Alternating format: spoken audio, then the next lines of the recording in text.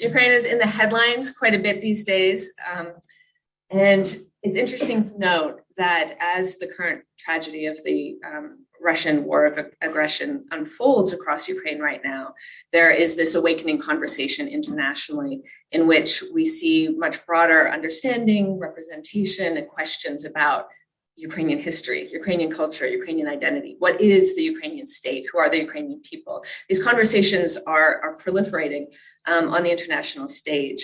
So as somebody who's grown up in the Ukrainian diaspora as a child of Ukrainian immigrants to Canada, it's this remarkable transformation in the last year that I don't need to explain anymore why I say Kyiv instead of Kyiv, and all of these other little markers that seem so minute, but there's a sudden understanding in the international public that just didn't exist. Ukraine is coming into public awareness in a new way.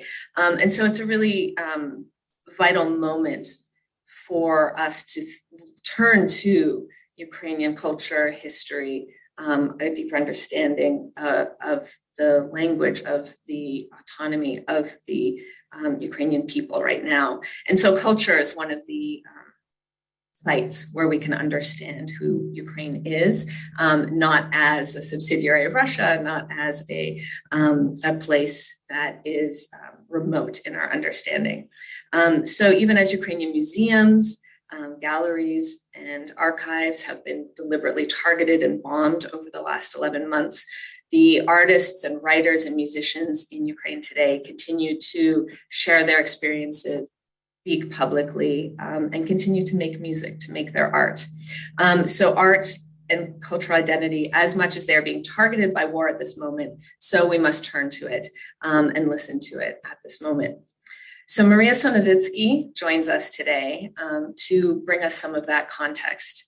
Her work offers historical context as well as valuable insights into the Ukrainian contemporary music culture. She is an associate professor at Bard College of Anthropology and Music. Her first book, Wild Music, Sound and Sovereignty in Ukraine, looks at different musical cultures from across Ukraine, from pop music, from Ruslana to the more avant-garde Dacha to more traditional musical subcultures, thinking through the lens of questions of musical citizenship and this frame of wildness as a means to understand some of what's going on in Ukrainian musical culture. She's got a forthcoming book that she'll be talking about today about a Ukrainian group, Vopli Vidopliassova's foundational cassette recording that circulated in the 1980s called Tantsi. So we'll learn more about that. And she's also working on a historical project tentatively called Singing for Lenin in Soviet Ukraine, Children, Music, and the Communist Future. And she's just been awarded an NEH fellowship to develop this historical project. So I'm sure she'd be happy to talk about that later in Q&A. In addition to her academic work, she has done extensive work as a musician on various projects, from the multimedia Chernobyl Songs project to a visual and sound installation on Crimean Tatar repatriates called No Other Home. And she's also founded and been a member of a number of bands, including Zozulka, Debutante Hour, and she has toured extensively with Franz Nicolai as backup for his solo act. So please join me in welcoming Maria Sonevytsky.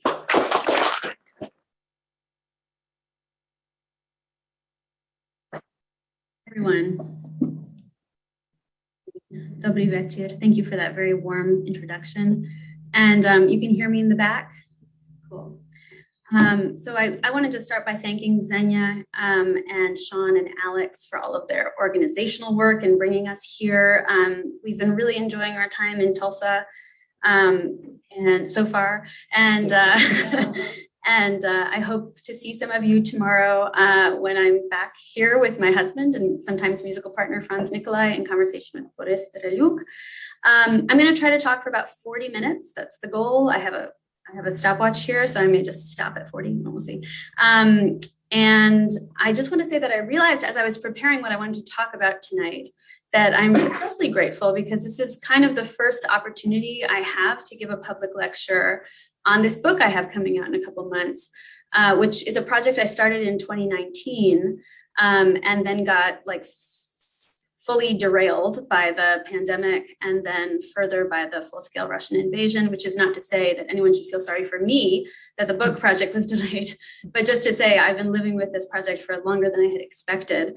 And it's finally coming out, in part because, I don't know if he's still here, but Volodya Ivanov is right there. You can see he gave me like a tough love speech back in about May, because I had been working on this book and I had gotten to the third chapter, and then the full-scale invasion of Ukraine happened and I became consumed with that, and just felt like writing a book about Soviet Ukrainian punk was the least relevant thing one could do in a moment of existential crisis.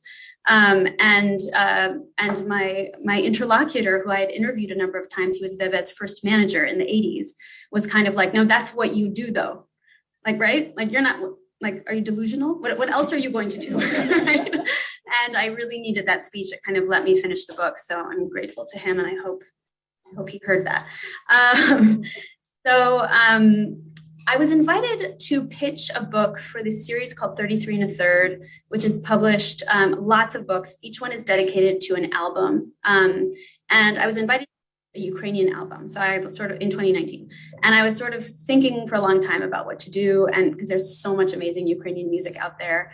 And I eventually came back to the very first idea I had, which is a pattern I have in my life, and decided, in fact, that I really wanted to write about this particular semi-legal cassette release from 1989, partly because it has a really important part in my own life of sort of showing me a version of Ukrainian music that felt really familiar to me as a teenager growing up in the United States, and that felt really different from the kinds of Ukrainian culture that I had been exposed to in the Ukrainian diaspora in the United States. So in that sense, it was important for me. But also because this album is, as I'll talk about, it's like linguistically hybrid. It's Russian, Ukrainian, and it's a mix of the two called surjik. It's politically quite ambiguous, kind of strategically, and then sometimes randomly. And then it's endlessly irreverent. It's really funny, and it's sarcastic, and it's ironic.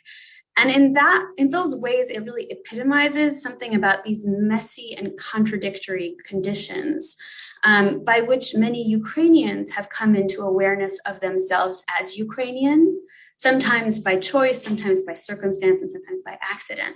And I would go so far as to say that most of us come into identifications in messy and contradictory ways. And I actually think right now, more than ever, it's important to allow Ukrainians some of that complexity. Right? If we allow them that complex personhood, Ukrainians have a much better chance of coming out of this existential battle for their existence as full people. So I'm going to get back to that theme a little bit at the end, but I was drawn to it in part because it's not a simple story. It's not like there was Soviet Ukrainian punk and then suddenly there's modern Ukrainian identity. Nothing like that, right? But there was this Soviet Ukrainian punk band that made this ridiculous cassette tape in 1989 that is full of amazing music. And somehow it activated a politics, kind of by accident. And that's what I want to talk about today. So I'm going to do a kind of broad overview of a lot of the big themes in the book, which means there's a lot of smaller themes I'm not going to really touch on. And maybe we can get to that in the Q&A. But I want to do this talk in like three loose parts. So the first is I'm just going to set the scene and give you a little bit of orientation to what the Kyiv underground of the mid-1980s looked like. That's going to involve maps. And then in the second part, I'm going to talk more about the aesthetics of the band and specifically their use of irony, a particular kind of irony, and also talk a little bit about one of the main controversies about them.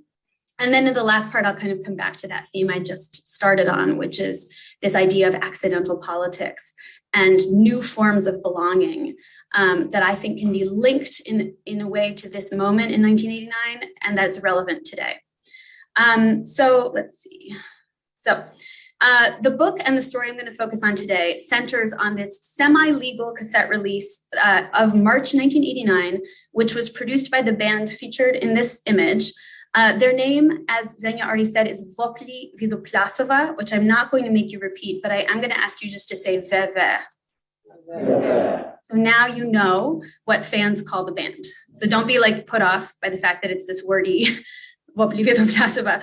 The band name actually is taken, it's like intentionally overwrought. It's taken from this 1859 satirical novel by Dostoevsky titled The Village of Stepanchikovo, where there's a minor character, a footman named Gregory Vidopliassov, who decides he wants to be a writer and starts writing these really florid things, and he calls them his wailings of the soul. So Vopli Vidopliassova is wailings of Vidopliassov, and the way that the needed a name, and the bass player at the time was reading that Dostoevsky, and he kind of brought it in as a joke, Vopli Vidopliassova, wouldn't that be ridiculous? And it stuck.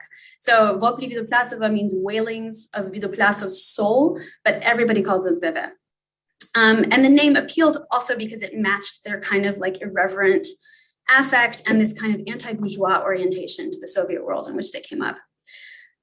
So this image was published in Moloda Gvardia, which is the Young Guard. It was the newspaper in Kyiv of the Communist Youth League, or the Komsomol, and it shows an announcement of the cassette tape that's about to be released. And I'm going to return to this exact image a bit later, because I first want to introduce two important figures in this story, whose names are both Alexander Rudyachenko, who is the editor of Moloda Gvardia, and Alexander Yevtushenko, who is a journalist writing for Moloda Gvardia. These were colleagues at the newspaper, and they were both huge music fans. So they are critically important in documenting and promoting a lot of late Soviet Ukrainian youth music subcultures. So this image I'm showing you now, on the left, you see just a map of the Kyiv metro, which is basically more or less how it looks today. And on the right, you see this really fascinating map that literally shows us the scene we're talking about. I'm going to show you a closer up version of that in a moment. So this appeared with the title Schematic of Lines of the Kyiv Underground. And in each stop on the Kyiv metro, it's renamed with a band from the Kyiv Underground from the 80s. So there's about 40 something bands here. And I'll just say that there's a documentary film you can watch on YouTube that's mostly in Russian and a little bit of Ukrainian called Dайте звук, будь ласка, or like Crank the Sound, Please, where there's 57 bands named. So it's a big scene. What I want to show you now is this close-up map. So the map itself was made on the basis of the Kyiv metro, right, by Alexander Yevtushenko, this journalist who was writing for the Communist Youth League newspaper. And Alexander Rudyachenko, the editor, published it. And then about almost exactly a year ago, in an interview with me, helped me decode it. So I'm going to decode it for you now.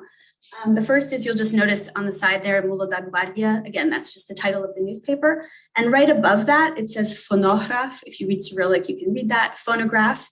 Phonograph were the music pages in the Communist Youth League newspaper, where Rudyachenko was the editor. So that's one thing. That's the title at the top, is the schematic of the lines of the Kyiv Underground. You'll notice on the side the emblem of the USSR, so the hammer and sickle, and it says USSR. So that's significant, right? This is still the Soviet Union. This map is being published of the underground in the official communist newspaper with the emblem of the Soviet Union. It gives you a sense of kind of how the wheels were coming off, the car those last years. And then what I want to show you is that each of the lines in this map shows a genre trajectory. And the conceit, and this is of course subjective in the eyes of this particular journalist, but was that the most influential bands were closer to the center of the city, and the less influential kind of are more to the outside, right? So the first line that I just showed you is the new romantics to the hard rockers. So bands like Lost World to Apartment 50 or Quartet. That line is the theatrical punk shows, which culminates in the Lukyanov prison, which Rudyachenko made a joke about as the real endpoint of aesthetic crimes in Kyiv. That line that you're seeing now is the domestic metal bands, which were a huge presence in this scene, and I'll talk a little bit more about that later. That line that just appeared is the mostly instrumental avant-garde jazz, which was a big thing, so usually jazz that didn't have words. And the key band in that scene is called jazz, which was short for erotic jazz, so that tells you something. Then there's indie bands like Koleski Assessor, who were really close friends with VV, the band we're going to talk about. And then Ukrainian language nationally conscious bands is another trajectory. And then at the very center of the map, you have our theatrical post-punk darlings, VV. So that gives you a sense of where they belong in this scene, right? That they're really kind of at the center of the Kyiv underground. They were also latecomers to the scene, relatively late, and they kind of burst onto it in the midst of what some people described as a scandal, because they appeared in the lineup of the Kyiv Rock Club, which was this kind of official venue by which amateur rock bands could perform. And they took 2 prizes. They won Song of the Year and Band of the Year. And because they had just kind of gotten in at the last minute, it was a bit of a scandal. So they break out into the scene, and it's a pivotal moment. It kind of fractures the Kyiv underground between the heavy metal crew and the punk rockers. And that is a big part of this story, this kind of cleavage that happens. So that map showed us a kind of clever graphic pun, right? The actual underground and the Kyiv musical underground. But it also suggests that there was this network that had to support this huge array of different genres and bands. So I want to talk just really quickly here about a variety of what I'm calling ad hoc infrastructures that are infrastructures of like varying durability, varying longevity, during a period of really fast-paced change in society, when things were changing week to week, month to month, in terms of what was legal, what was not legal. This is the time after Mikhail Gorbachev comes to power and introduces a huge suite of reforms that increase freedom of speech and also restructure the economy and accelerate all of these processes. So the first infrastructure I want to mention are the official publications, which I already mentioned, right? So something like the Communist Youth League newspaper, Moloda Gvardia. And this is Phonograph again, kind of announcing like Kyiv is going to have music pages in the newspaper now. It's a big deal. The other would be DIY zines, Samizdat, it was known as. And the one I'm showing you is Huchnomovit, which means loudspeaker. And it's actually the title for the zine comes from a Vevel lyric. And this was a really important zine, but it was a very small circulation because at that time there was no access to printers. So they would carbon copy everything. And so you'd get like 20 copies and it would just get passed around to people. And the Huchnomovits in particular was really dedicated to 3 bands that were all not heavy metal bands. So Veve, Koleski Assessor, and Rabota Ho, for anybody in the room who knows. The third infrastructure were these rock clubs, which were controlled by the Communist Youth League. So they were official, they were under the kind of watchful eye of the Communist Party state. But they also became venues where people could get access to amplifiers and microphones and stages. And that was a big deal, right, at the time. So you have something like the Kyiv Rock Club. And then after the law on cooperatives goes through the Communist Party after 1985, people start also forming new enterprises, kind of commercial enterprises where they can put on shows. And so the Kyiv Rock Club ends and this new entity called the Rock Guild begins. And again, Veve are kind of in the center of that scene. And then the last ad hoc infrastructure, this is not the best image, but I couldn't find an actual image of this, was a black market for music called Balka, which would meet in different places around Kyiv and get broken up by the police just about every week. But it was a place where people would bring vinyl records, usually imported illegally from the West, and sell them to each other. And Sashko Pipa, who is the original bass player from Veve, was telling me that it was, a place where when he was studying English in college, his English teacher taught them all to pronounce Deep Purple in their first English lesson. And he immediately understood that the English teacher was cool. And then sure enough, they ran into each other at Balka that weekend and both were running away from the cops at the same time, right? So it was this really important site. It was also the place where Alexander Rudyachenko, the editor, and Alexander Yevtushenko, the journalist, met each other. And that's how he ended up writing, Yevtushenko ended up writing for the paper. So just to give you a kind of a lay of the land, right, to some degree, this is some of what Kyiv looked like at the time, and in particular for a crew of people who considered themselves nonconformists. And the term of art in Ukrainian and in Russian is neformale.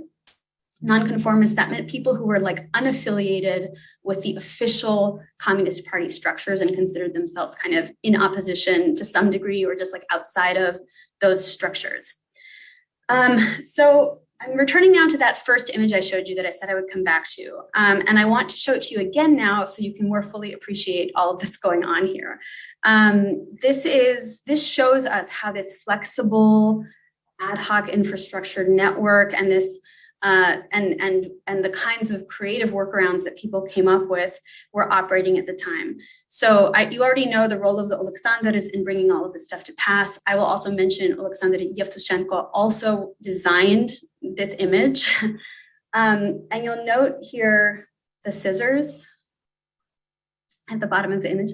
So the scissors are instructing people to cut this out of the newspaper.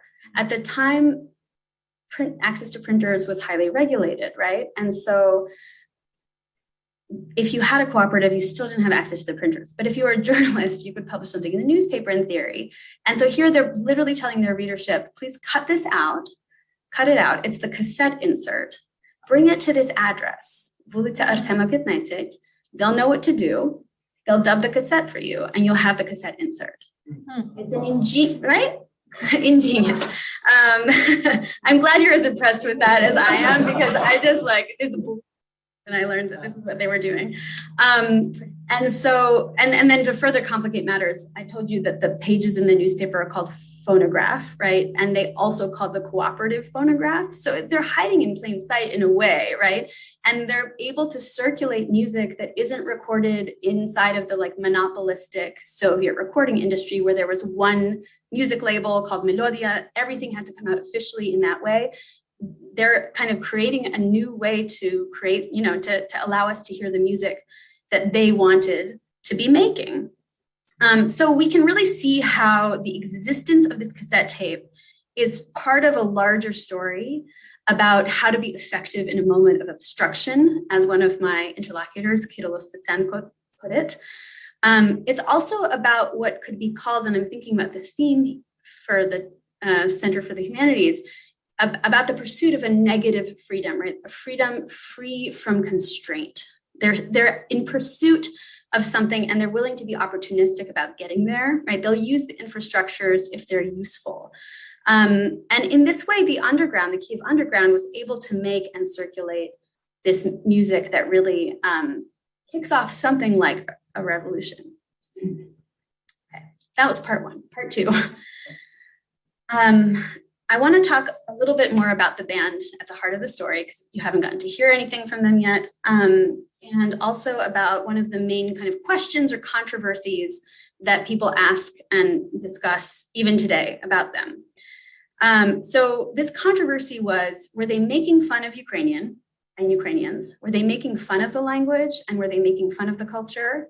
Or were they doing something else, right? Were they doing something like articulating a politics that might help us understand why the very same people who were part of that scene in the 80s in Kyiv might today be defiantly standing in defense of Ukraine against Russian aggression, right? Is there some sort of way that we might understand that? And as you'll see, the kind of consensus view among the people I spoke to for this project, most of were fans of Veve, but not all. Some were like kind of older or had different relationships. Was that they were in fact like articulating something important about what it meant to be Ukrainian in this time and place that helps us to understand what it means to be Ukrainian today. So I'm going to try to illustrate like what is a little bit controversial potentially by telling you the story around their first music video, their biggest hit to this day, which is the same name as the album, Tantsi, which just means dances. Which aired on Soviet Ukrainian television and then later on all Union Soviet television, where it was introduced by Artem Troitsky, who was a very important rock journalist of the late Soviet period and is still very much on the scene, has also left Russia as renounced his Russian citizenship. And the result of this music video was that after it was made, the woman who was the television producer who kind of let it get made anticipated there would be a backlash, and sure enough, she got an official reprimand from the Communist Party for sneering at Ukrainian language, for spitting upon Ukrainian culture. And so when this woman stuck out her neck to make the music video, along with Kirill Stetsenko, who was the TV personality who had a music video program, a music program on TV, they convened a panel of experts. I mean, can you imagine, right? Like they're going to show a punk music video, and before that, they have a panel of experts to discuss whether or not it should be shown. And the panel of experts included, it was 3 people, but one of them was Ivan Zuba, who's a really important figure in post-war Ukrainian society. He wrote a very famous book in 1965 called Russification or Internationalization, ? And it was, or maybe it's the opposite, internationalization or Russification, ? But it was pointing out that the sort of like neutral quality of making everything Russian might not be so neutral after all, right? Like, why is it that if Russian is the only language of prestige and of the future, that is comfortable for Russian speakers, but uncomfortable for other people, right? And for this, he was sentenced to the Gulag and eventually rehabilitated so that by the 1980s, he was sort of back in Ukrainian society and could appear in this panel of experts. Anyway, the opinion he gave was that this music video had to be shown because it could help to exorcise like the exorcist, the demons from the Ukrainian polity, and in particular, stereotypes of Ukrainian inferiority. So he made this very strong argument that in fact, this was essential because it would purge, it would show Ukrainians sort of like the way in which stereotypes of Ukrainians were being represented externally and help us to move through this. And this is in fact similar to what some of the band members told me as well. I'm going to stop talking and we're going to watch the video. It's about 2.5 minutes. And so it's short. And it was made on a no budget in a television studio. The main thing that happens besides just the 4 band members dancing is that at some point 2 workers will come out with a banner that says Tantsi, which just means dances. And they're wearing like worker coats. And they just stand there with the banner. And the banner is a perfect example of the kind of satire that was really important in the late Soviet era, because the banner is written in a font that everyone would immediately recognize as like an official communist font, right? And it's the exact kind of banner that would say like truth, like labor, right? Like a communist slogan, but here it just says dances. So it's like, what? You know, what exactly is the politics of this particular agitprop banner? It's ambiguous. And it became a phenomenon in the Kyiv punk scene where after they started bringing this banner on stage, people would make little, flags and stickers and stuff like, or not stickers, maybe, but anyway. Okay, we're going to watch Tantsi and then I will continue on. Він віддає свої надії ночі. Робітники заморились працювати. Там вогні яскраво плющуть лампи. Приходьте люди на вечір у клуб. Там будуть танці. Там танці. Танці, танці. Ми споминаємо цілий тиждень. Багато є балачок та думок. Ждемо, коли прийде добра неділя. Танця запрошує нас. У клубі були любі танці. Та-та-та танці. Веселі, добрі танці. Ла-ла-ла танці.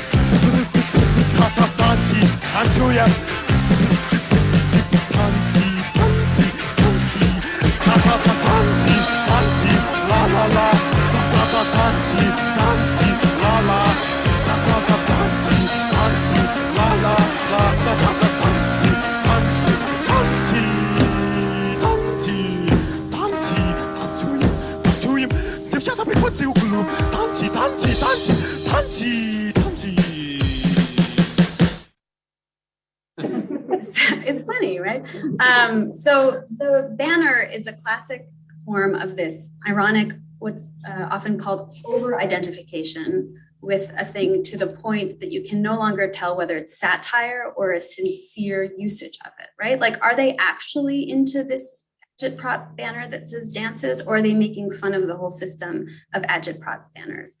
The song itself, the lyrics, would have gone through a process called vitovania, or lyrical censorship, where they would have literally had to submit the lyrics to a panel of experts and get them approved before they could be performed. And the lyrics are, did anyone understand the lyrics in the room? The lyrics are about workers who are tired of working, and they're really looking forward to going to the dances at the House of Culture on the weekend. So from the perspective of the censors, right? Like, there's nothing there. Of course, the workers can't wait to get to the Soviet House of Culture and dance, right? And then the way in which they actually dance suggests maybe not the way they were dancing in the Soviet House of Culture, right? And so this is a particular kind of ironic over-identification that I'm going to briefly talk about called styob. And I'm going to give you a definition from the anthropologist Alexei Yurchak, who has written most about this in English.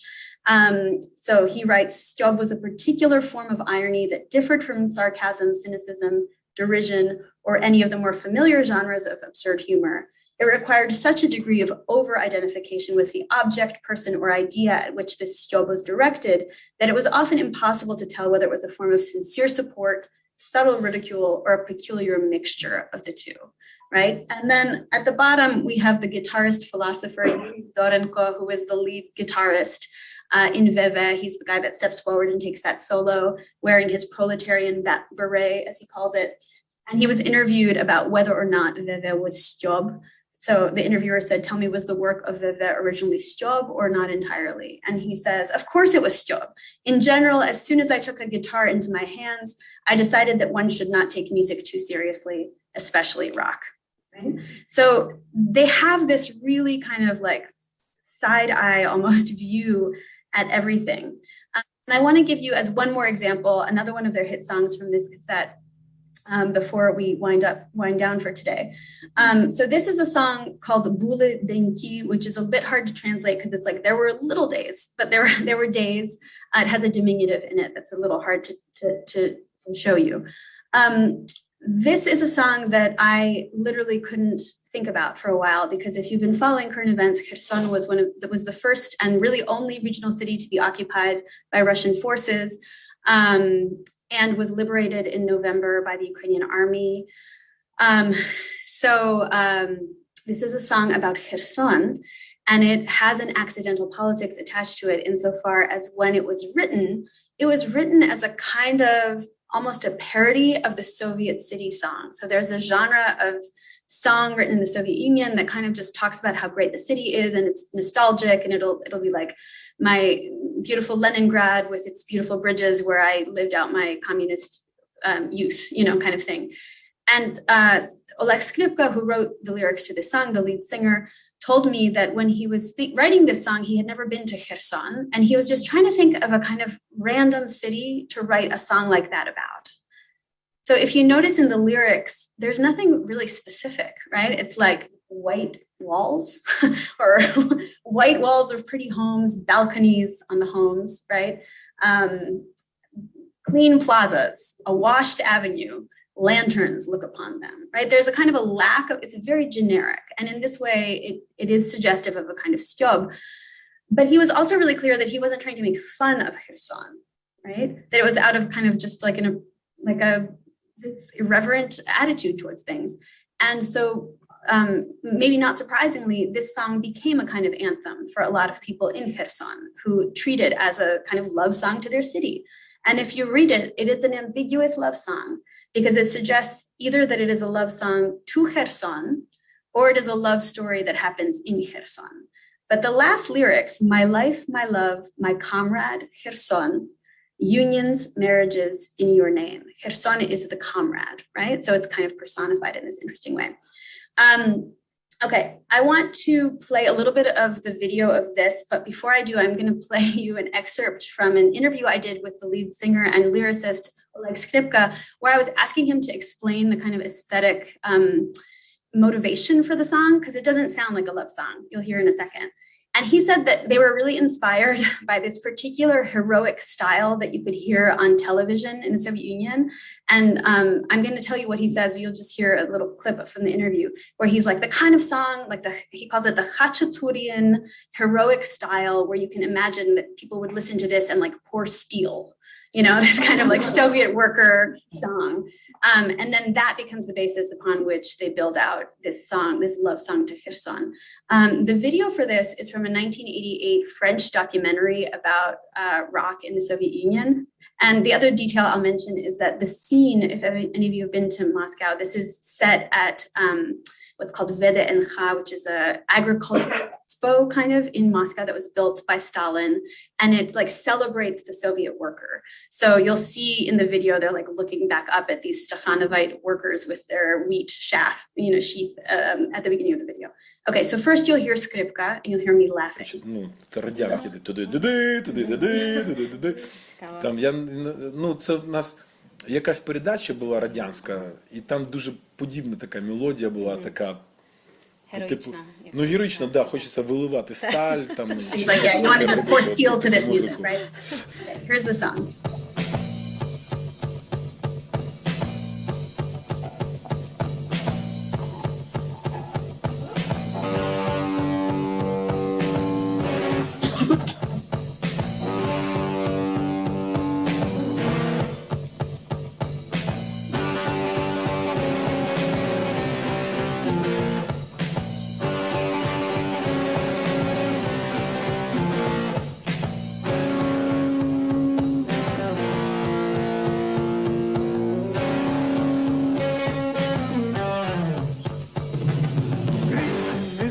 Місто Херсон, лише тебе нема. Білі стіни гарних домів, балкони на цих домах. А я йду, гукаю тебе, гуляти до зари. І ми саме гуляємо.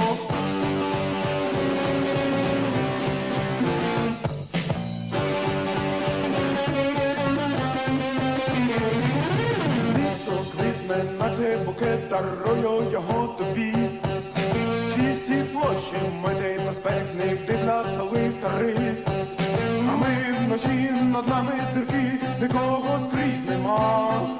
Його твій пожаття руки, і перший поцілунок. Серед дерев дихання зібрав, тебе я зупинив. Кажу тобі, я люблю.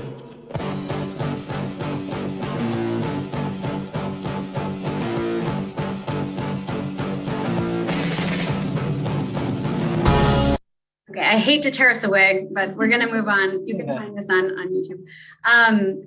So it begs the question, right? Like, what kind of politics are at play here? This is the fact that they're singing in Ukrainian is extremely important for this period in time when almost all of the other bands from the Kyiv underground are singing in Russian. So the language politics here are not insignificant, right? But it is this is a version of Ukrainian that is non-standard, first of all. It's not like literary high Ukrainian. And so the question, right, begs itself, is this styob, or is it also doing something as a kind of earnest articulation of Ukrainianness? Is it doing that thing that styob can do, which is both make fun and be a little bit sincere? And I'm going to actually let a few different people who I interviewed speak to this. And the first person I want you to hear from, I'm going to let him speak because it's just fun to hear him speak. His name is Eugene Hutz, and he's the front man. If you know him, you'd know him as the front man of the band Gogo Bordello. He was a teenage super fan of this scene as like a 14-year-old in Kyiv. He grew up in Kyiv, and he loved Veve. I mean, I asked him if I could interview him, and he immediately was like, yes, And when I asked him about exactly this question, like, how did he feel that this related to the Ukrainian identity question? This is what he said. I can see that if you were coming from real lineage and kind of like from the guardian echelon of Ukrainian culture, it can kind of spook you out because of its eccentricity, Mm-hmm. and because of its kind of, you know, surrealistic take on things. But you got to understand that then in the same time, these are also the guys who went to Moscow and blew everybody's mind off because they were singing in Ukrainian. Right. And it was a statement on behalf of Ukrainian culture. Yeah. Nobody there perceived it as making fun of anything. They just thought it was like, wow, this shit is for real.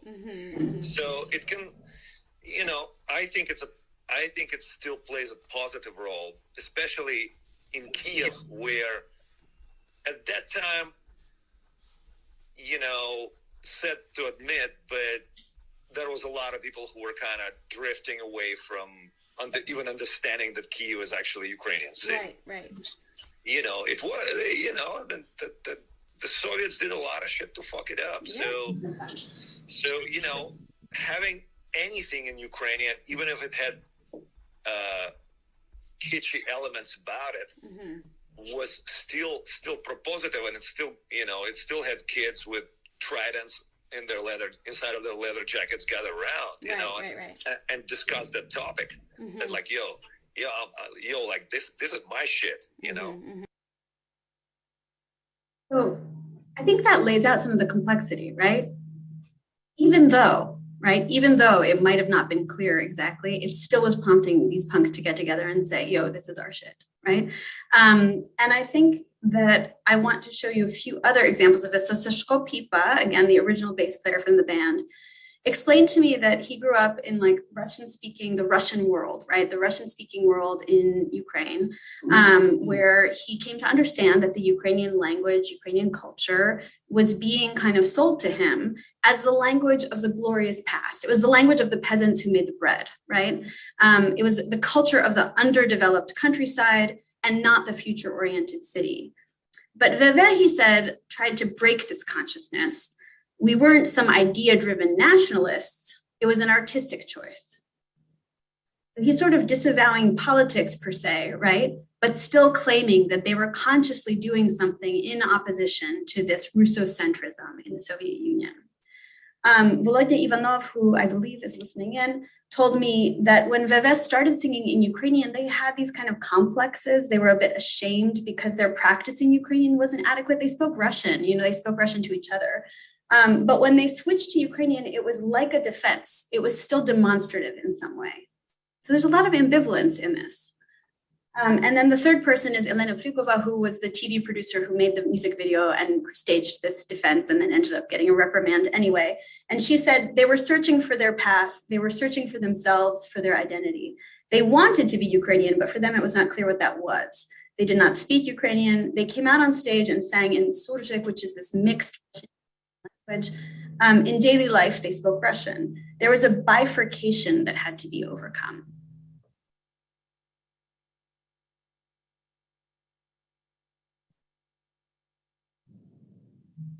So this is, I don't want to make too much of this, but a few days after the full-scale invasion of Ukraine, the Kyiv underground Facebook group, which is still primarily Russian-speaking, and again, I don't want to be deterministic about it. There are many Russophone Ukrainians who are legitimately Ukrainian and deserve to claim that identity.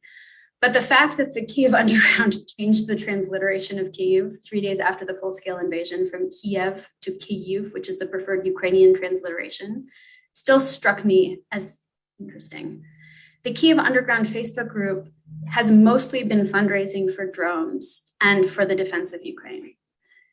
The members of Veve, one of them, the current guitarist, has been in the army, another one is building drones, and others are fundraising in support of the defense. A lot of people who were part of that scene in the 1980s are today doing anything they can within their means to help the defense of Ukraine.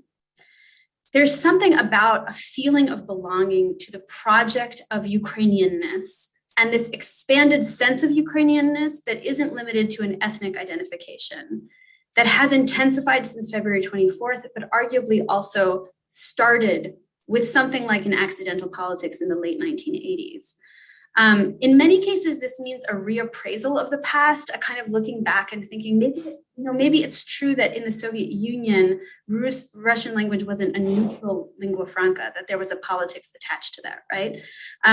Or that the feeling of inferiority that many Ukrainians felt about their culture was actually kind of strategic in some way. In a vast majority of cases, I have witnessed how members of this underground who participated in something quite ambivalent in the 1980s, when they didn't believe that the Soviet Union would be falling 2 years later, right? That's the other thing that's important to note here.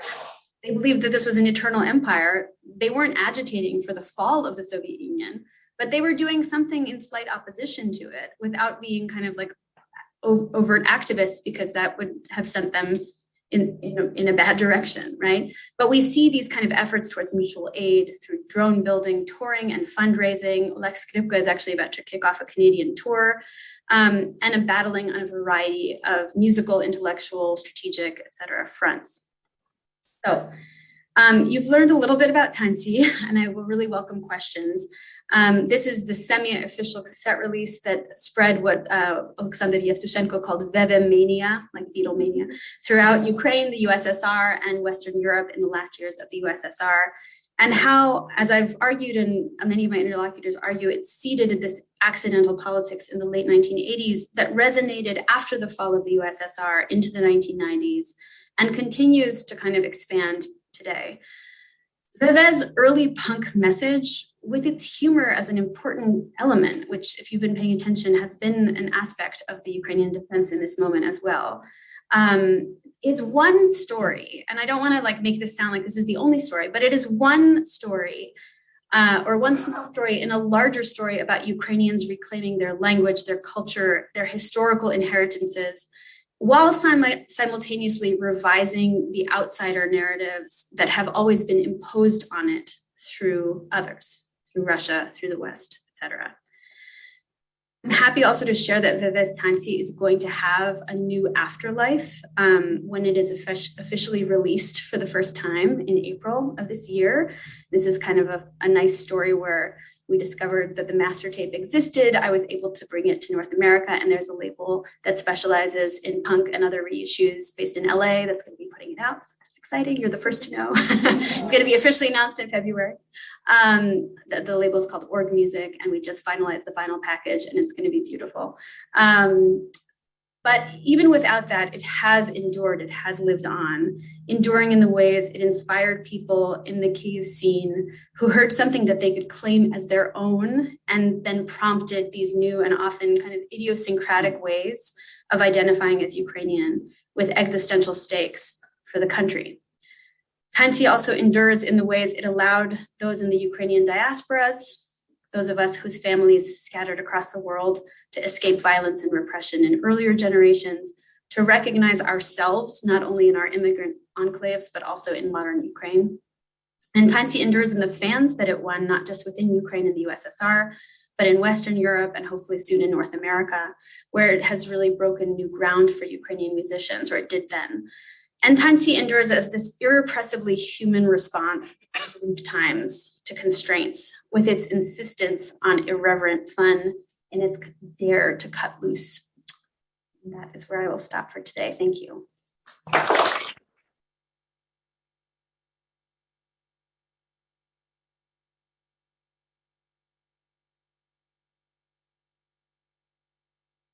Any questions about any aspect of this?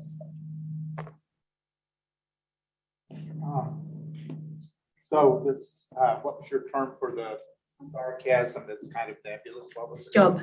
Job. Trying to be intentionally in that nebulous framework of sarcasm and seriousness. Yeah, I asked them a bunch about like, was this meant to be defiant, or was it even meant to be protest? And the answer I was given by a lot of people, but I remember particularly the lead singer saying like, there was no point in protesting. Right? He really felt like, how protest ends. You end up either in the gulag or the state will just find a way to absorb that. We see some of that actually in Russia today, right? Like Putin allows for some kind of protest to show that there is a legitimate vehicle for dissent. but only within a limited meaning. So he felt like by using this sarcasm, this irony, it was a way to create something else, right? Like a space outside of that kind of like either protest or support binary. In order to shield themselves from possible Partly in part because of that, and partly because they just didn't feel like they wanted to engage the state. They wanted to be outside of it, right? And to the degree that that's ever possible, that's what they were aiming for, I think. And create what's sometimes called an autonomous zone, right? Like outside of the control of the state. Yeah, thanks. It's a complicated question because they are also kind of protesting, right? In a way, they're mocking at least Soviet power. So I have a question about what they were wearing, because I know punk is a lot of different things to a lot of different people, but I've definitely never seen those particular outfits portrayed as punk. Was that a deliberate choice, or was that what the punk scene wore in Ukraine at that time? No, it wasn't. And it's like, I have the most amazing story from Eugene, who it's also about seeing them for the first time and being like, what is this? Because the punk scene was the stereotypical, like, safety pins and black and all that stuff. Mohawks. Actually, the guys that would bring the banners out onto the stage usually had mohawks. But the band themselves, they didn't look like anyone else in the scene. People often talked about the height discrepancy between the guitarist and the bass player, who would always stand next to each other just to like make it even like, and Skripka's affect in particular, like this weird, the archetype that he was performing, and this is something I write about a lot in the book, actually, is what in Soviet parlance was called the zhlob. It's similar to like schlub, right? It's the same etymology. And that kind of Soviet zhlobism is what he's putting on display and kind of trying to like make apparent and satirize at the same time. But yeah, aesthetically, punk can mean a lot of things and people stretch it to mean all kinds of things. They were squarely inside of the punk scene while wearing these weird outfits that nobody could really understand and everyone thought was sort of hilarious. And the other thing you didn't get a chance to see here, but is the lead singer also plays the bayan, which is the button accordion. Not exactly like a punk instrument, right?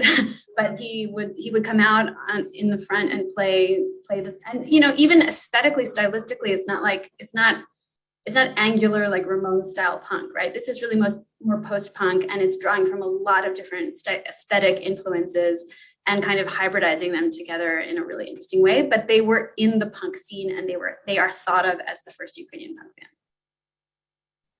Great question. Yeah. Can you say a little bit about what the Western influences were on the Ukrainian or Soviet punk scene at the time? Sure. Did anyone notice a strong correlation between a song that you might know and the Tantsi song that I played? Because a lot of people are like, they just ripped it off, basically. Evo? That's a great guess, but I was thinking of Trio's Da Da Da. You know that song? Oh, yeah. Da, da. It's the same beat. It's a much more feral song in their hands, but it is, it's the same chord progression, it's heavily indebted to the kind of German new wave, post-punk stuff. And in the second example that I played, There Were Days, the song about Kherson, the bass riff that the song is structured around is directly taken from Golden Earrings Radar Love, which is a 1973 hit song also. So there's a lot of borrowing that's pretty explicit. And they were shameless about it, they used it for their own purposes. It was sort of like coming to them in these ways. And again, this is an argument I make in the book, but I think we often think about, especially maybe in the US, we tend to think like the Soviet protest was always against the Soviet Union, right, against Soviet power. But there's a way in which they're also making fun of the like peacocking guitar heroes of Western prog rock and, glam rock and stuff. And I think that was also a target of their satire. Like they also thought that was ludicrous and they also performed it at the same time to some degree, right? So lots of influences, but I think they were also famously like, they would give ridiculous answers in interviews. But one of the lines I really loved that Sashko Pipa gave in the very first recorded Vivet interview in a zine, in like one of the DIY zines in 1987, and then repeated to me in an interview in 2019, was that one of the things they thought they were also doing was listening to the worst of the Soviet state-sanctioned popular music, which is called estrada, and like taking in the worst of that and making it punk. So they really were kind of omnivorous in their tastes, and they listened to a lot of different stuff. And then there was also like the context of the Soviet rock scene more widely. You know, I talked about Kyiv, but that was hardly the only city where there was a lot of really interesting music happening. And so they were in touch with bands in other parts of Ukraine and in Russia in particular. So acts like Zvuki Mu in Russia were really important to them, but also Braty Hayukini in Western Ukraine, who did a kind of styob version of Ukrainian language rock, not quite as punk as this, but like a lot of different influences. Deep Purple comes up a lot, you know, Iron Maiden comes up a lot, like a lot of the stuff that was sort of easier to access on the black market those were all big influences. Yeah. Was there a particular neighborhood in Kyiv that the punk scene gathered, or were they just going wherever? I'm so glad you asked that question. So there was the Kyiv Rock Club, which was in downtown Kyiv, which was in a house of culture, was in the basement, actually. And Kirill Stitsenko once told me that was like the kind of basement where you could imagine the NKVD torturing people in the 1930s. Like it was this dank basement that they had given over to the Kyiv Rock Club. But Veve, interestingly, so this is part of the story I didn't have time to tell you, but and I want to be brief here. But so inside the Soviet Union, most musics were controlled by the state, right? And the rock scene had this kind of oblique relationship to state power, but they were sort of supervised by the Communist Youth League. And at some point, you could kind of audition for official amateur status, which would give you access to like a rehearsal studio and maybe like an amplifier and some microphones. But you had to be affiliated with some sort of organization. It could be anything like a factory or a institute of some kind. Anyway, the guys in Veve all lived in the outskirts of Kyiv in this neighborhood called Akademistechko, which was a neighborhood of Kyiv that was built, I think, in the 1960s to house the families of scholars, in particular scientists. And there was an Institute of Metallurgy there where they were able to affiliate as an amateur band. So they became the amateur band of the Institute of Metallurgy. And they, as a result, got access to the small concert hall there, and they had some resources to get instruments and things. So they were sort of based, and the Tantsi session that becomes the cassette tape was recorded in one night in the Institute of Metallurgy's tiny little concert hall with, very basic recording setup. So they have this kind of like historic association with Akademistechko. That's where they were living, and they would commute into downtown Kyiv that way. But what's called the tusovka, or the hang, the kind of scene, was somewhat dispersed around the more central parts of Kyiv. And the rock club itself was in central Kyiv. Playing in the clubs, were any of them ever raided for playing music that was too outside of the Soviet control? No, Veve never was. Although there's an incredible, if any of you want to go deep, there's an amazing blog called Retro Veve, which has this incredible archive of all the stuff from the early years of the band. And there's like a photo, a cache from their Simferopol Rock Club performances, where it's just, you get this incredible picture of what it was like to be in the presence of the police as they're watching the rock club. So I told you a little bit about what it was like to have your lyrics kind of approved for performance. And what that actually looked like was that they would get up on a stage in the middle of the day, and the censors would have the lyrics printed out. You'd have to submit it to the Ministry of Culture. They would print out the lyrics. The panel of experts would be sitting there, and they would perform their set. And they would decide whether they could actually perform the next day in the concert. So in those ways. The other thing I will say is that, and this is a little complicated to explain in a short amount of time, but the Kyiv Rock Club ended in this cooperative formed called the Rock Guild, which would have given them, they had to audition for a higher status as musicians.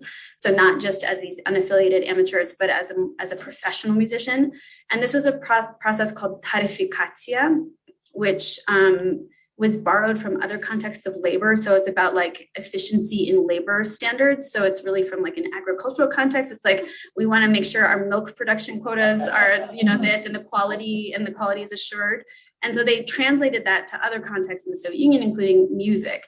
And so these bands would have to audition and be told like, you are quality B, professional musician, which was a system that then entitled you to different kinds of venues and to different opportunities for touring or not touring and to different salaries because it's professional music. And so they had a concert kwalifikacja in the Kyiv Rock Club, in which they failed. The panel of experts was like, no. And yet somehow eventually they got the, so again, this is like late Soviet period, things are changing fast. There's a lot of like deal making that happens, eventually they get their status and they're able to join the Rock Guild, but they do have to go through this kind of ridiculous spectacle, which again, I write about in the book. And there's some really wonderful like firsthand testimony of their super fans who were present for the concert certificatia that kind of came in to be the audience for the event, and them describing what it was like to have like the KGB officers there and the representative of the Ministry of Culture and all this stuff. So, yeah. Forgive me for this question because it's much too big for now, but was there a branch of genetic sort of descendancy? Did this have an effect to inspire other generations of people doing the same kind of humor that's sort of so dry into now with what's happening now, which is crazy, but Yeah, I mean, it's a great question. And there are some really legendary Ukrainian musical acts that are humor first, humor forward. The main post-Soviet name that comes to mind for me right away is Vopli, who's this drag performer who performed in Eurovision in this really controversial song called Lasha Tumbai that the Russian Eurovision people protested against because they thought she was saying Russia goodbye, but she claimed that it was Mongolian for whipped cream, which was a lie. And then recently she performed that song in the Kyiv metro and said the lyrics will forever now be Russia goodbye. So that's not a subtle humor. This is like a very ostentatious performance, but it is a humor first performance, and it has had, because effect on the post-Soviet musical landscape has been profound. The VE themselves really radically changed after the fall. So the first thing that happened is that half of the band moved to France after 1991, and they spent some years in France. There's actually a version of Tantsi in French, and they had a pretty substantial following in France. But aesthetically, the band really started to go in different directions, and as a result, as so often happens with idealistic young bands, most of the band, it broke up basically. The band still exists. Oleg Skripka is still the lead singer, and the original drummer is still the drummer, Serhiy. But the other people left a while ago now, and people still talk about it as the golden age of VE, as this 1980s moment, before they had access to professional recording studios.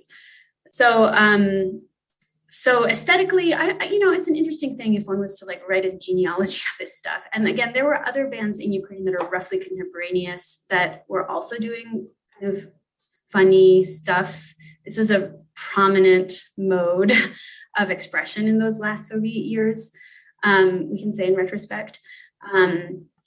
But yeah, it's hard to think of like a direct lineage. The other thing I will say is that there have been a lot of covers of this song and a lot of tributes to the song. And I write about one of the tributes in the conclusion of the book because it is called like Tantsi 3 2.2 or something. And it's made by this folk punk band. And the lyrics say explicitly, right? Like, let the leader of Vopli sing and dance, but don't let him sell out, basically. It's a kind of a capitalist critique also. So that's part of the story here too, after 1991, right? Suddenly you don't have your concert certificatia anymore where you find out what your salary will be. It's a different reality that musicians are up against. Question in the chat. How do I access that? Yeah. Oh, that's not what I wanted to do. My mouse.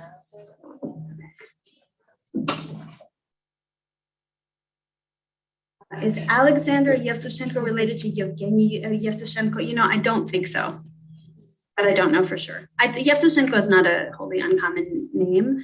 Alexander Yevtushenko, as far as I know, has roots more in Ukraine, and Yevgenia I associate with Russia, but I could be wrong on that point. I'm not entirely sure. Anyone else know? I have a question about researching the samizdat. Yeah.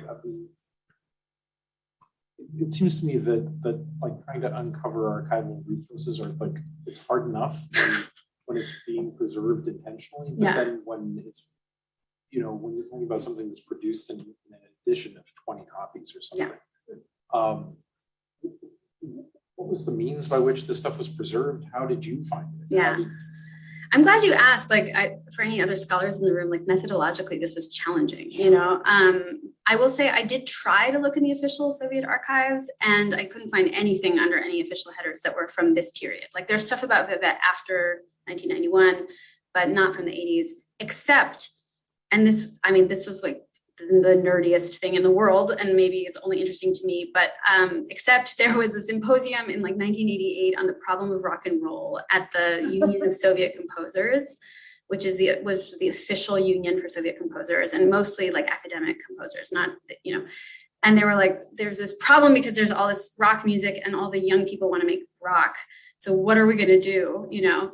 And there's these conflicting points of view, or these bananas ideas are kind of talked about. And anyway, Taras Melnik, who went on to be the founder of the Chervona Ruta Music Festival, which was the first Ukrainian language music festival in 1989, a really important moment in Ukrainian musical history.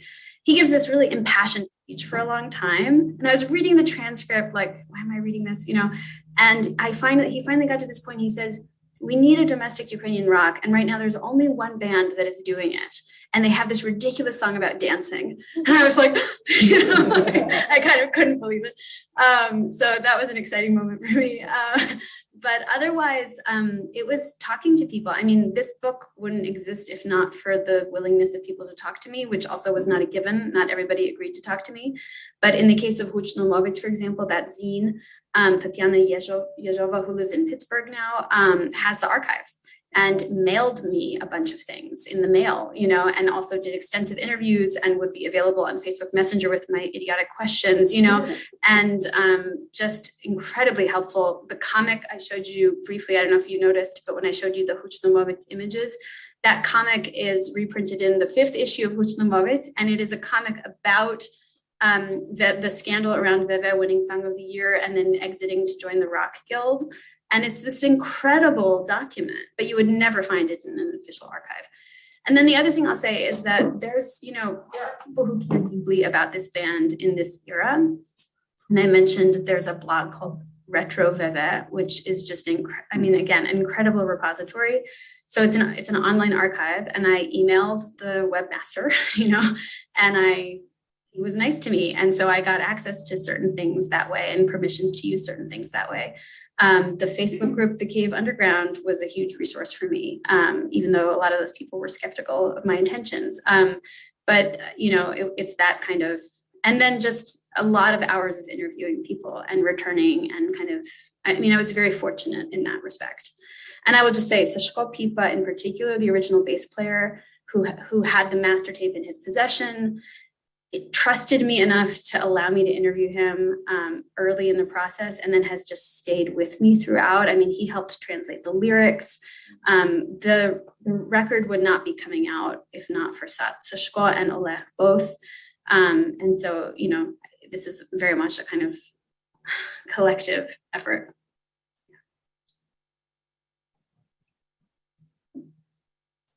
Maybe, should we wrap it up? Yeah.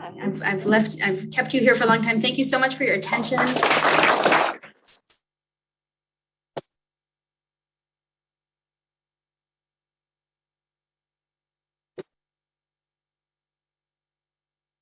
you all so much for coming, and please all be invited. We hope to see you back here tomorrow at 7 for more discussion on Ukraine, Ukrainian identity, and musical history and culture. Everybody. You're gonna see, you're gonna put it in there, I think.